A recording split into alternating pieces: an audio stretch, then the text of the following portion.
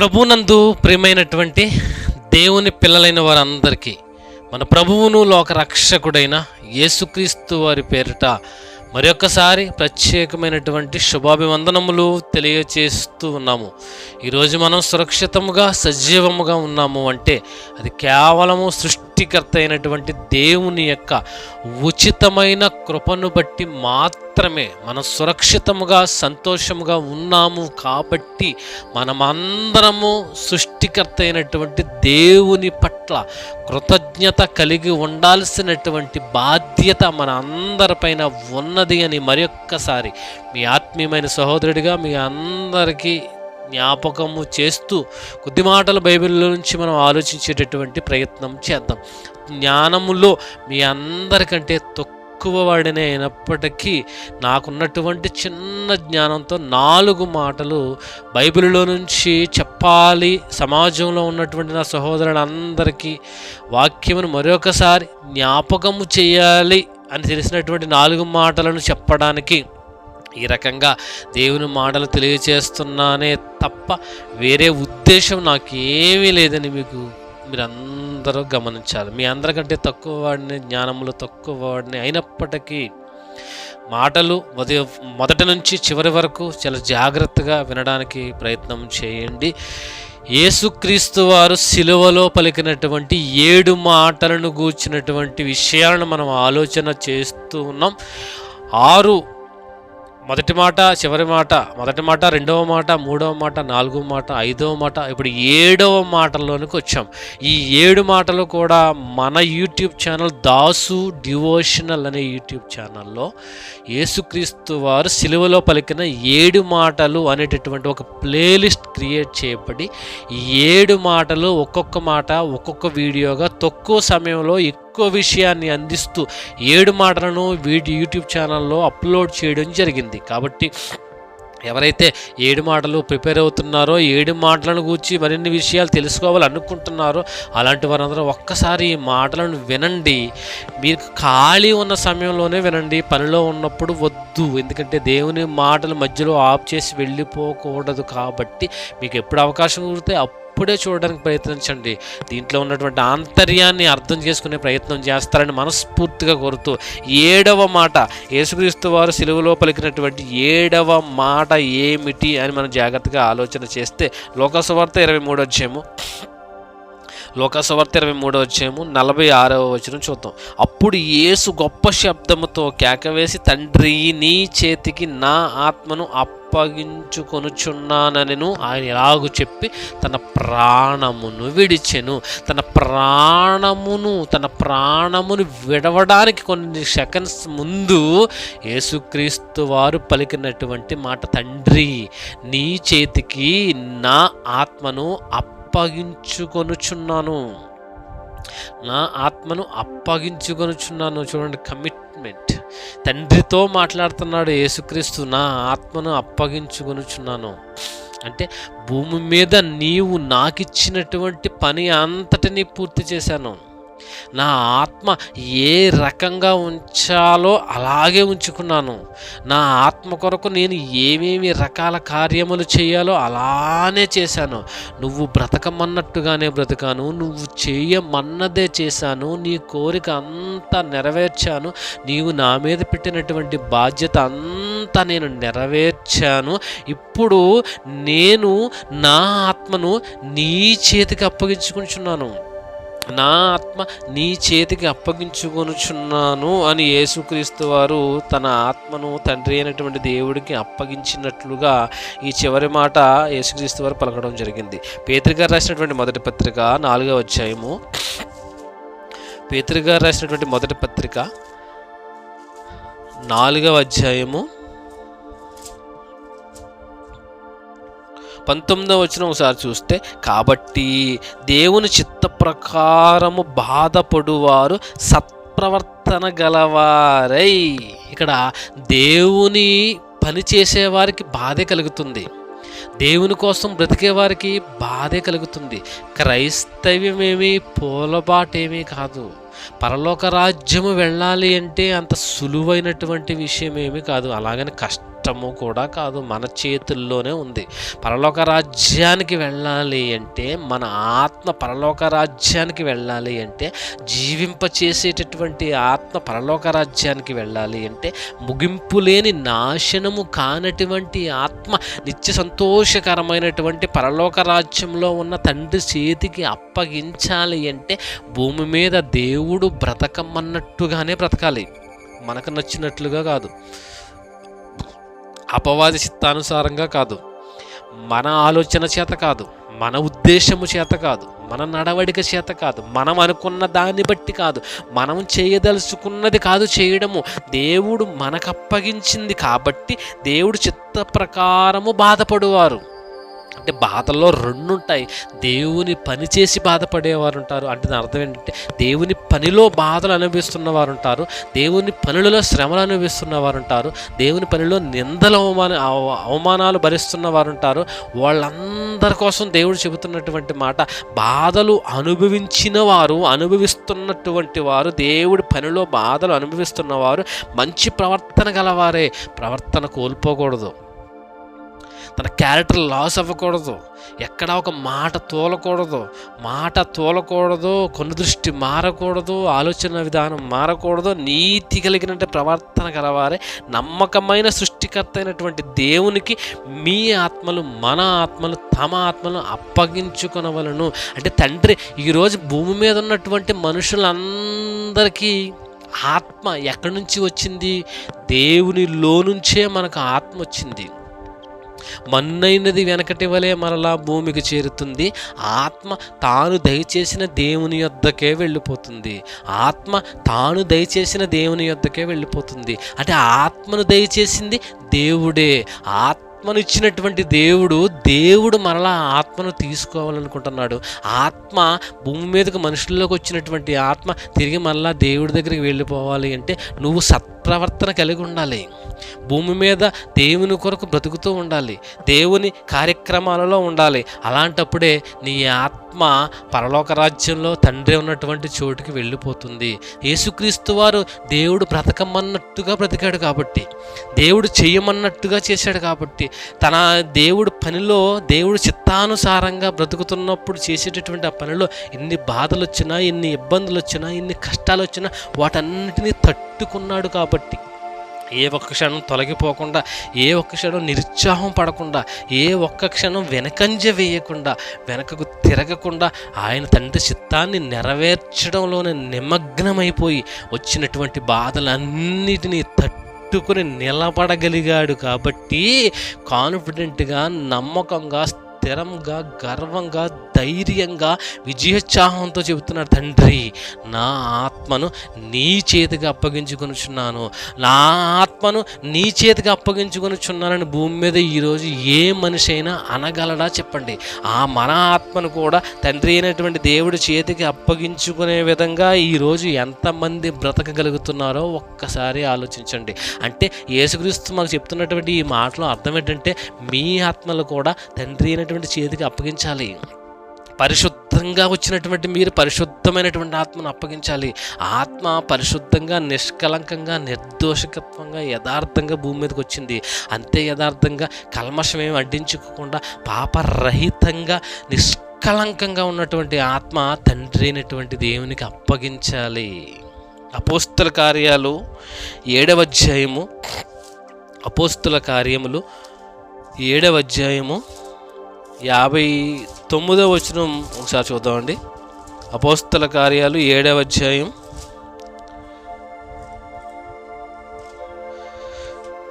59వ వచనం, ప్రభువును గూర్చి మొరపెట్టుచు, యేసు ప్రభువా నా ఆత్మను చేర్చుకొనుమని స్తెఫను పలుకుచుండగా వారు అతనిని రాళ్లతో కొట్టిరి. అంటే స్తెఫను కూడా నిర్దోషిగా బతికాడు కాబట్టి, స్తెఫను కూడా ఆత్మకు కళంకం అంటించుకోకుండా బ్రతికాడు కాబట్టి, ఈయన కూడా నా ఆత్మను చేర్చుకో అని అంటున్నాడండి.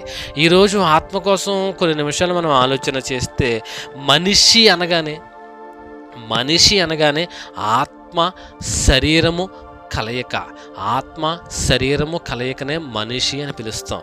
అంటే మనిషిలోనికి ఆత్మ వచ్చిన తర్వాతే మనిషి అయ్యాడు. మట్టి బొమ్మగా దేవుడు తన స్వహస్తాలతో మట్టి బొమ్మగా చేసి తనలో ఉన్నటువంటి జీవవాయువును ఊదగా నరుడు జీవాత్మ ఆయను. అంటే మట్టి బొమ్మ ఈ శరీరము. ఈ శరీరాన్ని కదిలింపచేసి, మాట్లాడింపచేసి, నడిపింపచేసి, ఆలోచింపచేసి అన్ని ఎవ్రీథింగ్ అంతా ఆత్మదే. ఆత్మ శరీరంలో ఉన్నంత వరకే ఈ శరీరానికి విలువ ఉంటుంది. ఈ ఆత్మ ఈ శరీరం నుంచి వెళ్ళిపోతే ఈ శరీరాన్ని శవము అంటారు. ఆత్మ లేనటువంటి శరీరము నిష్ప్రయోజనము. ఆత్మ లేనటువంటి శరీరము నిష్ప్రయోజనము, శవము, మట్టిలోనికి వెళ్ళిపోతుంది. ఈ ఆత్మ శరీరంలో ఉన్నంత వరకే ఈ శరీరానికి కదలిక ఉంటుంది. బాగుంది.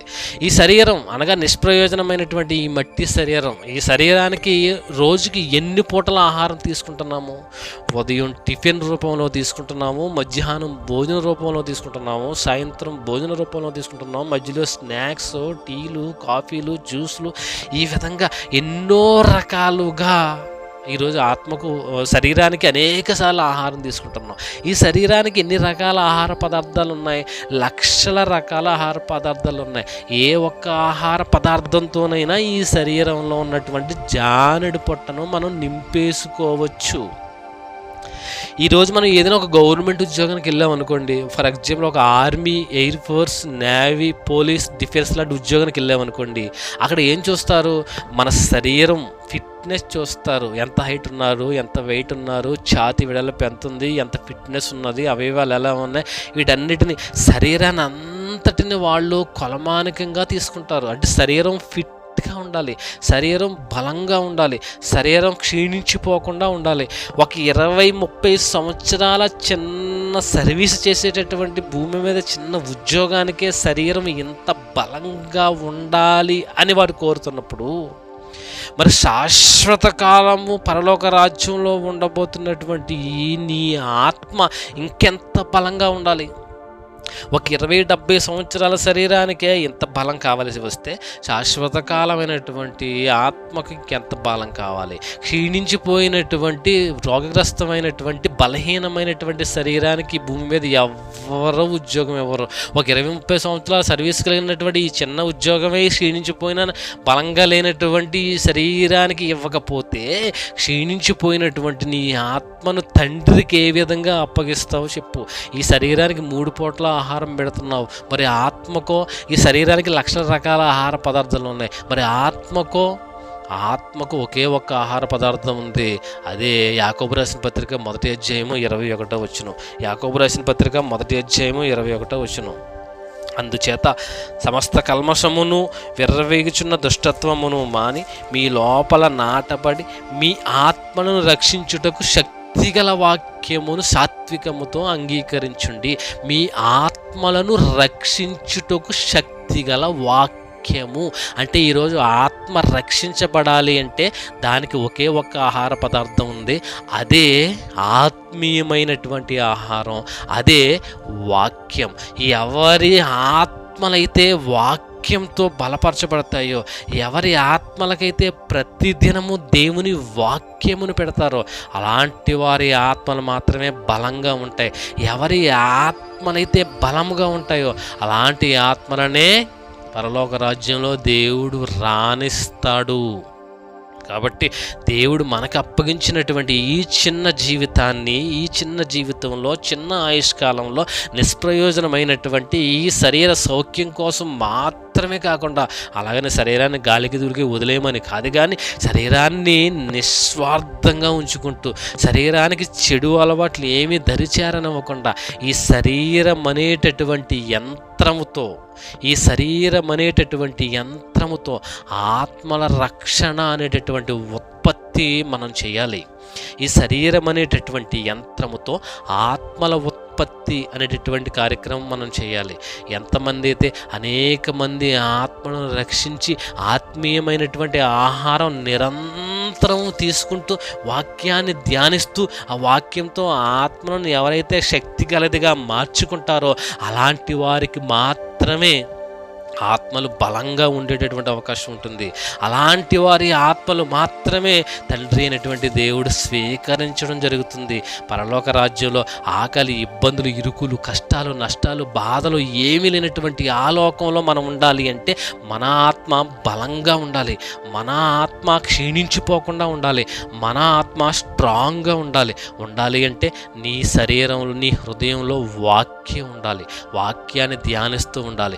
యేసుక్రీస్తు వారు వాక్యానుసారంగా బ్రతికారు కాబట్టి, వాక్యమే ఆయన కాబట్టి, తండ్రి చిత్త ప్రకారంగానే జీవించారు కాబట్టి, ఆ చిత్త ప్రకారమైనటువంటి ఆ జీవన క్రమంలో అనేక బాధలు, ఇరుకులు, ఇబ్బందులు, కష్టాలు వచ్చినా తట్టుకుని నిలబడగలిగారు కాబట్టి, ఆత్మను ఏ ఒక్క క్షణంలోనూ బలహీనపరుచుకోలేదు కాబట్టి, శరీరాశలకు ఆత్మను అందించకుండా, ఆత్మను లొంగదీసుకోకుండా, శరీరానికి ఆత్మను అప్పగించకుండా ఆత్మానుసారంగా, దేవుడు చిత్తానుసారంగా బ్రతికారు కాబట్టి, ఆయన కాన్ఫిడెంట్గా, స్ట్రాంగ్గా, విజయంతో చెప్పినటువంటి మాట, తండ్రి నీ చేతికి నా ఆత్మను అప్పగించుకొనుచున్నాను. మరి నువ్వు, వాట్ అబౌట్ యూ? నీ ఆత్మను దేవుడు అడిగేంత వరకు జాగ్రత్తగా, కల్మషం అంటించుకోకుండా కాపాడవలసినటువంటి బాధ్యత నీ ఆత్మ పైన నీకు, నా ఆత్మ పైన నాకు, మనందరి ఆత్మ పైన మనందరికీ ఉంది. మన ఆత్మలను పాడు చేసుకోవద్దు, ఆత్మలను బలహీనపరచుకోవద్దు, ఆత్మలను నిష్ప్రయోజనం చేసుకోవద్దు, ఆత్మలను క్షీణించిపోయేలాగా మార్చుకోవద్దు. నిరంతరం దేవుని వాక్యాన్ని ధ్యానిస్తూ, ఆ వాక్యం అనేటటువంటి ఆత్మీయ ఆహారంతో ఆత్మలను బలంగా చేసుకుంటూ, దేవుని చిత్త ప్రకారంగా బ్రతుకుతూ, యేసుక్రీస్తులాగా మనము కూడా తండ్రి ఇమ్మనగానే, తండ్రి మన ఆయుష్ అయిపోయిన వెంటనే మన ఆత్మ కూడా తండ్రి చేతికి అప్పగిస్తే శాశ్వత కాలము పరలోక రాజ్యంలో సంతోషంగా, ఆనందంగా ఉంటాం. లేదా మన ఆత్మ బలహీన పడేటట్లు చేస్తే, ఈ లోకం శాశ్వతం అనుకుని ఈ శరీర ఆశల్లో మ్రగ్గిపోతే, ఈ లోకంలోనే ఉండిపోవాలనుకుంటే, ఈ లోకానుసారంగా మాత్రమే జీవిస్తే, దేవుని పనిని పక్కన పెడితే, దేవుడు బ్రతకమన్నట్టుగా కాక నీకు నచ్చినట్టుగా నీకు బ్రతికితే, నీ శరీరం బలంగా మారితే మారొచ్చేమో గాక, కానీ ఆత్మ మాత్రం క్షీణించిపోతుంది. బలమైన శరీరమైన, బలహీనమైన శరీరమైన మట్టిలోనికి వెళ్ళిపోవలసిందే. బలమైన ఆత్మ మాత్రమే పరలోకానికి వెళుతుంది. బలహీనమైనటువంటి ఆత్మ నిత్యాగ్ని దండనకు వెళ్ళిపోతుంది. యేసుక్రీస్తు వారు బలమైనటువంటి ఆత్మను కలిగి ఉన్నారు కాబట్టి తండ్రి చేతికి అప్పగించారు. నీ ఆత్మ, నా ఆత్మ బలంగా తయారవ్వాలి అంటే వాక్యాన్ని ధ్యానించాలి, వాక్య సంబంధమైన బ్రతకాలి, వాక్య సంబంధమైన పనులు చేస్తూ బ్రతకాలి, అనేక మందిని వెలిగించాలి, మనము వెలుగుతూ ఉండాలి. దాని ద్వారా వచ్చేటటువంటి వాటిని తట్టుకోవాలి. మన ఆత్మను కూడా తండ్రి అయినటువంటి దేవునికి అప్పగించేంత వరకు జాగ్రత్తగా కాపాడుకోవలసినటువంటి బాధ్యత నీపైన, నాపైన ఉన్నదని మరొక్కసారి తెలియజేస్తూ, మీ ఆత్మలను కాపాడుకునేటటువంటి బాధ్యత మీపైనే ఉన్నదని తెలియజేస్తూ, అపవాది మన ఆత్మలను పాడు చేయడానికి ప్రయత్నిస్తుందని హెచ్చరిస్తూ, యేసుక్రీస్తులాగా మన ఆత్మను కూడా తండ్రికి అప్పగించేంత వరకు మన ఆత్మను జాగ్రత్తగా, భద్రంగా కాపాడుకోవాలని తెలియజేస్తూ ఈ కొద్ది మాటలు ముగిస్తున్నాను. శ్రద్ధగా విన్న మీ అందరికీ మరొకసారి ప్రత్యేకమైనటువంటి వందనములు తెలియజేస్తున్నాను. దేవుడు మిమ్మును, మీ కుటుంబాలను దీవించి, ఆశీర్వదించి, భద్రపరిచి కాపాడాలని మనస్ఫూర్తిగా కోరుతున్నాను. దయచేసి ఈ వీడియోలు, ఈ దేవుడు మాటలు చెబుతున్న ఎవరి వీడియోలైనా మధ్యలో చూడొద్దు, సగం చూసి ఆపేయొద్దు, దేవుడి మాటలకు అవమానం కలిగించవద్దు. మీకు ఖాళీగా ఉన్నప్పుడు మాత్రమే చూడండి, మీకు అవకాశం ఉన్నప్పుడు మాత్రమే చూడండి. చూసినటువంటి మీరు, మీకు నచ్చితే మీ విలువైనటువంటి అభిప్రాయాన్ని కామెంట్స్ రూపంలో మాకు తెలియచేయండి, మీ సలహాలు ఇవ్వండి. ఈ సువార్త పనిలో మీరును పాలిభాగస్తులవ్వండి. అనేక మందికి ఈ వీడియోలు షేర్ చేయండి. మీరు సబ్స్క్రైబ్ చేయండి, లైక్ చేయండి, షేర్ చేయండి, అనేక మంది సబ్స్క్రైబ్ చేయించండి. ఈ విలువైన సువార్త పనిలో మీరును పాలిభాగస్తులు కండి అని ప్రేమపూర్వకంగా ఆహ్వానిస్తూ, శ్రద్ధగా ఈ మాటలు సహకరించి విన్నందుకు మీ అందరికీ మరొక్కసారి ప్రేమపూర్వక వందనాలు తెలియజేస్తూ, దేవుడు మిమ్మును, మీ కుటుంబాలను దీవించి, ఆశీర్వదించి, భద్రపరిచి కాపాడాలని మనస్ఫూర్తిగా కోరుతూ కొద్ది మాటలు ముగిస్తున్నాను. Thank you very much to you all.